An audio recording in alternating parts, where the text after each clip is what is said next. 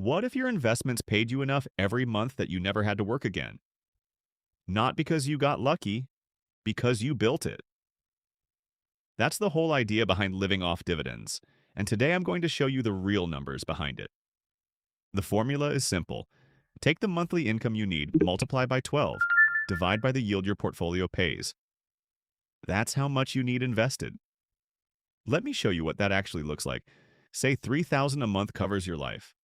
That's $36,000 a year. At a 5% yield, you need $720,000. At 6%, $600,000. At 4%, $900,000.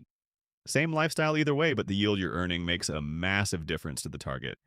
If you want $5,000 a month, which is enough to live well, travel, eat out without really thinking about it, you're looking at 1 to 1.5 million depending on yield.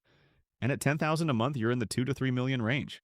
Most people land somewhere between the first and second tier, and that's completely fine. Now here's where people blow it. And I mean consistently, this is the number one mistake I see. You go online, you find a fund paying 12%, and the math suddenly looks amazing. At 12%, you'd only need 300,000 to generate 36,000 a year. Why would anyone bother with a boring 5% fund when that exists? Because that 12% is a trap. That money has to come from somewhere. Usually it comes from the fund selling options on its holdings, which means when markets go up, your balance barely moves. You're getting paid today, but you're giving up all the growth. Or even worse, some funds are literally paying you back your own money and calling it a dividend. Your account balance is quietly shrinking every quarter while the payments keep landing and you think everything's fine. 5 years down the road, someone in a simple index fund doubled their money. You've been collecting fat monthly payments, but your portfolio is worth less than when you started.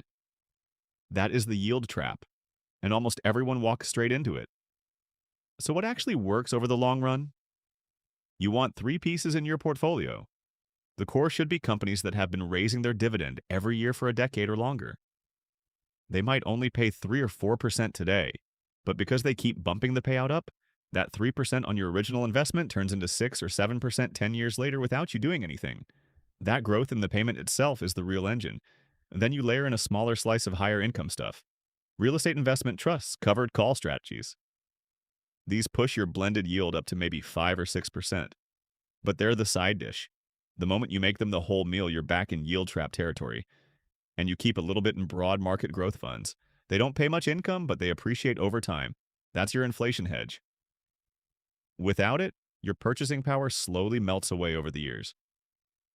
One more thing people forget to account for: taxes.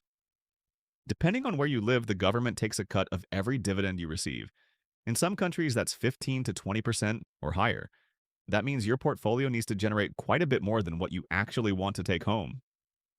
Look up the dividend tax rate where you live and adjust your target accordingly, because over 20 or 30 years, that difference compounds into a staggering amount of money. Now, I know these numbers sound intimidating: 700,000, a million. But watch what happens when you flip it around. If your target is 700,000 and you invest 1,500 a month at roughly 8% average annual returns with dividends reinvested, you're there in about 20 years. Start at 25, done by 45. Start at 30, done by 50. For 1.2 million, 2,000 a month gets you there in about 23 years. 3,000 a month, roughly 18 years.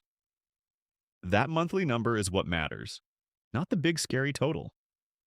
Most working people can find a way to put away 1,500 to 3,000 a month if they're serious about it.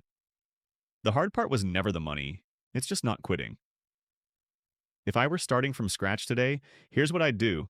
I'd check my bank statements and figure out what I actually spend each month. Then I'd calculate my number using a realistic yield between 4 and 6%. Then I'd automate a monthly investment so the money moves before I can touch it.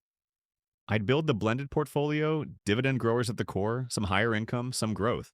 And I'd reinvest every dividend until the day I'm ready to flip the switch and start living off it. Every payout goes back in until then. No exceptions. That's the whole plan. It's not complicated. It's just patient. Subscribe if this helped. I do this every week.